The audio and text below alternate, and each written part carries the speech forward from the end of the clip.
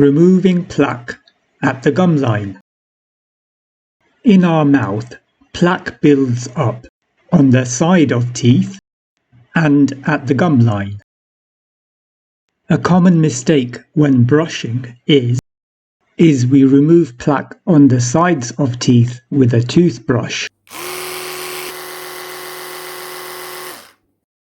But we leave plaque on the gum line with nasty bacteria, so you still have gum disease even after brushing.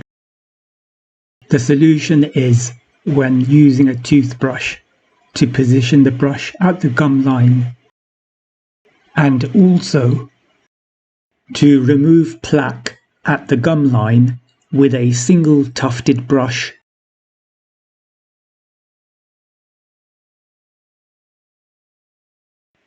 So you brush on the outside of the teeth at the gum line, and you brush on the inside of the teeth at the gum line. Here's a summary. This is general advice only, so you need to see a dentist or hygienist for guidance with your mouth. Thank you for watching.